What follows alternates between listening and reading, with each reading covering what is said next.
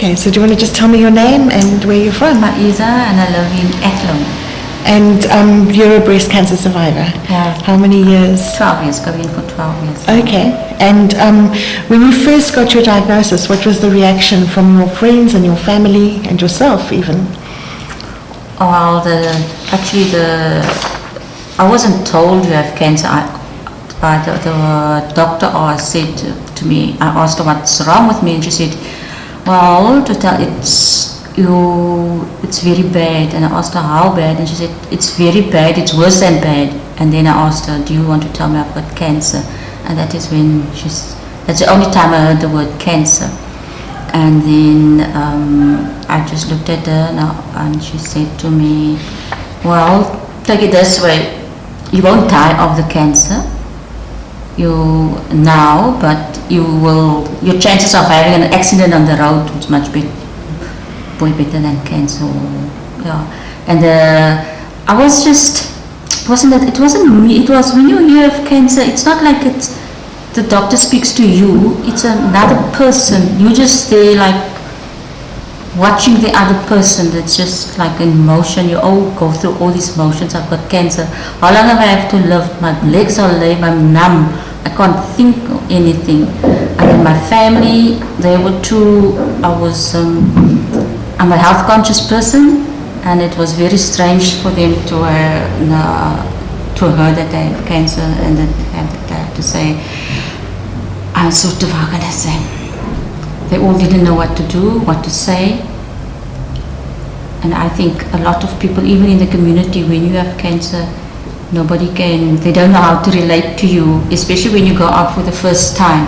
I can remember I went out on a high tea and the people for the first time, and it was very embarrassing. The people didn't know how to react to me or talk to me.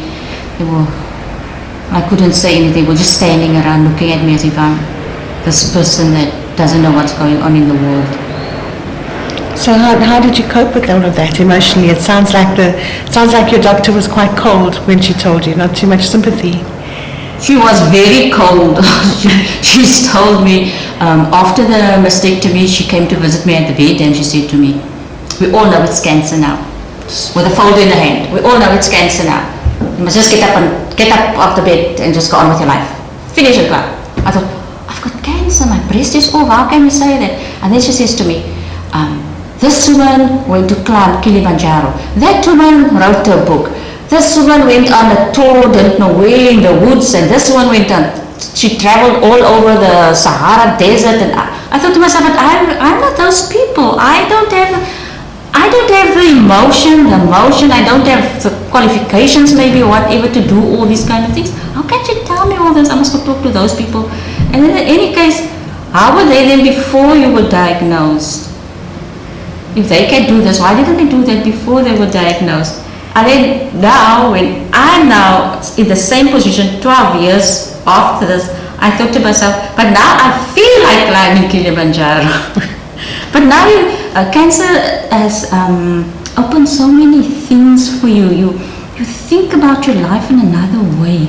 Like people say, when they want to educate you about cancer, but I think early detection, they say early detection saves lives. Early detection might save lives because you can die even if you're stage 1 cancer, stage 3, 2, 4, whatever cancer, you can still die. What the people or what nobody tells you is how to live, cope, be able to go on with your life after the diagnosis. And that is what I would like to do, teach the people.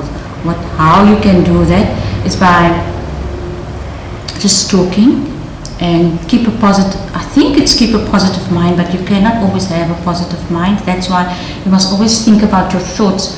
You have these thoughts in your head, and whenever you have this stupid, ugly thing in your head, just say, oh, just get away, get out of here, I'll kill you or whatever. Just get out of my head and control your thoughts, I think. Because that is the worst thing you can do. Because if you are going to, you've got these choices, if you're going to think, I've got cancer and I can't go on with my life, I'm this and that, especially when you lose your job as well, and that is the worst. But luckily, I came to cancer. Actually, it was a bad experience that made me come to cancer. the person who came to visit in the hospital so told me I will be okay. But she was so... She just took my arm and said, don't worry, you'll be okay. I thought, how can I not worry? Nobody... How can a person be okay? Nobody's ever okay after diagnosis. I wanted a normal life after. I was thinking, so one day I was sitting and I thought, after chemotherapy, I felt so... chemotherapy is a swear word.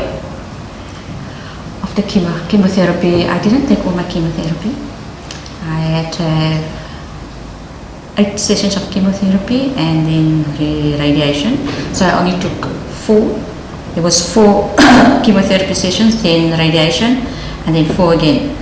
So by my 3rd chemo, I had 3 chemos. My 4th chemotherapy, my body couldn't take the chemotherapy anymore. My platelets or whatever was too low. Thank God. And then I went on my radiation, walk in the park, and then... But when I had chemotherapy, I was always in a fetal position. Didn't want to get out of the bed, do nothing. And then my 4th chemotherapy I had, but I was always so, I was tired, fatigued. I knew I wasn't going to die or wanted to kill myself, but I wanted to die and I couldn't sleep. That's the worst part of cancer also, is when you can't sleep. You lie awake there, you go to bed, you lie during the night there, and then when you see again the light is up. And that is not a nice thing, because it's it's like an alone thing. Cancer is a alone thing.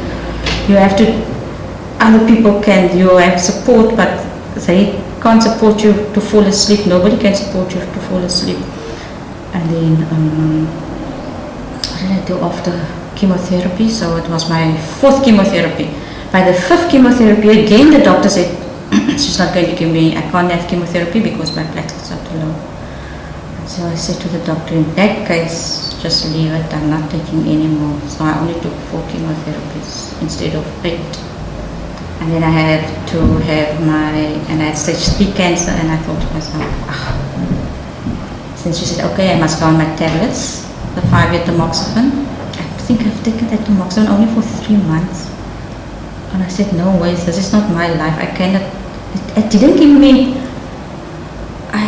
how did I feel with it? It did something to my head. I just don't know. It did something to my head, and I thought to myself, I can't go on, I can't go on. And then one day I realized, what do I want from my life? And I was just sitting in the corner and I looked at the walls and I thought to myself, I'm just going to leave this and go on, get up and just do what I want to do, leave the tablets. And the doctor actually said to me, if I'm not taking the tablet, it's going to, my lifespan will be shorter. And I thought to myself, lifespan will be short. If I have to die, I must just die in my time. When God takes me in His time. So, and that's. But I think that it's mostly. If someone asked me, what was the best thing? I don't think there can be bad things about cancer. It's because you think about it and you get not a second chance in life. You get another life. That's it. So, how did you know that you had a problem? What made you go and get attention right at the beginning?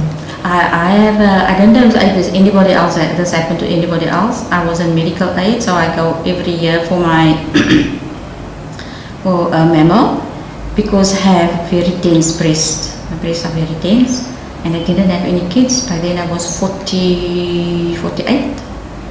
That year, it's from 2004. And 2004 in February, I went for a mammo. And then they asked me to take the early retirement package. I took it. I was at home for 19 days, and a lump was found in my breast the same year, 2004. And then I thought it wasn't cancer. I just thought, well, it was just a lump, another lump, like normal. And then the doctor said it's cancer. No, he didn't say it's cancer. He said to me I must go to the surgeon. That was the gynae. And he made an appointment by the breast surgeon, and that is. And from there onwards, I just cancer, chemotherapy, radiation, no job, found a job, and I lived. So So your emotions, you sound quite angry about it, but also determined. Yeah, because I say, I was a healthy eater. I am a healthy eater. I live a balanced lifestyle. So that means I did my exercise and I eat healthy. I know eat healthy. You can also I don't like controls, but my diet. I control my diet, and that is something that you. That's part of your, and you don't think you will get ever sick like a disease like cancer, and then all of a sudden you get a disease like this, and I just, now how am I going to cope? This is think how you're going to cope, but actually you cope. Because it's a world just to go on to live, and I think that is what it is, and as I go. As you go along, you find out other things about yourself, your inner self, and I think that is what made me. And working here, listening to other people, working at the Cancer Association, listening to other people's stories, and that is what made me realize that we all go through the same journeys, but in a different way. And depending on the person themselves, how they want to make it or break it, then you can go on. But it's your thoughts, you control those thoughts, have happy thoughts all the time. That's how you can go on. But I don't want to say to people, early detection saves lives. It might save lives, and then you must then equip yourself of how you're going to cope and handle and react and respond to after your diagnosis. So, but you would say that a positive response is what saved your life? Not initially. I won't say initially. Not initially. We were not when you go through chemo, where you lie there, you don't know this way or that way, you don't know. You actually cannot get up. You can't put the one foot in front of the other foot. You don't feel like getting up. You don't care what your hair, because by this time you don't even have hair, and you don't care what you. Doesn't matter, but luckily I wear a scarf when you go out, and then especially when you get the sun, when you get the sun you feel like real delivered, and even the smells, even now when I hear smells, smells, certain smells, don't come near me. I think a smell in chemotherapy, don't go hand in hand, because still now when I get there's certain smells my nose can't take, and as nose can't take a certain smell, then it tells my head, you're not going to like that person. But sometimes I get actually irritated and agitated if this person's smell doesn't agree with my nose or my brain. And if I ask the people, they just love it. They think I'm not so lekkere boel. But you would still, I'm sure, recommend that people have the chemotherapy, because you've lived another 12 years and you're still going strong. Who says it was a chemotherapy? Who says it was a chemotherapy? Because I've read so much about chemotherapy and I see a lot of things. And I went for an interview with students, with a professor, and because chemotherapy kills all cells, but it kills cancer cells. We all know chemotherapy kills cancer cells, but I think it affects the other organs as well. And the doctors won't be able to tell you how badly it affected the other organs. And that is, I don't know, I can't say what is going to happen, and God forbid if my cancer, and I say my cancer because I don't want anybody else to have it, would come back if I am going through the same motions. I'll go through the same motions, but I don't think I'll be going through the same emotions. Because I think when you go through any trauma, you go through motions, and then when it's only after a while you sit still, you have your nice corner, and you reflect, and then that is sometimes, and the emotions come, and then it is how you handle that emotions. So what advice would you have for other people?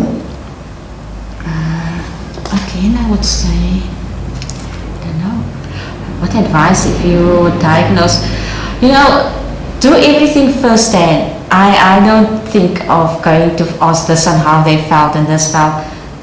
Do what your body tells you to do, because if I can give you advice, but you're not going through the same things that I went through, so I can only talk to you about myself.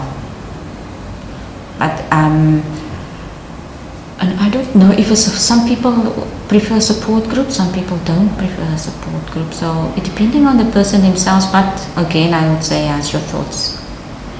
It's your thoughts, depending on what you think. Because if you're gonna get up in the morning and you think, oh, it's not going to be a good day this morning or today, then it won't be a good day. I think it's just. But then it is also how you want your life to go. What goal you set yourself for the day, and I'm not going to say for your whole life, because it's a cancer survivor like me, we only live for the time, for now. So I'm not going to say my goal for what my goal will be for tomorrow, but for today. If I can make a difference, a better difference in someone's life, sometimes you can't make that person happy, or you can try and change that person's attitude, but you can make a difference in that person's life. But your thoughts, have good thoughts. You can't always have positive thoughts because it's not normal. But have good thoughts, always have good thoughts about anything, everything. That's what I would say. That's great.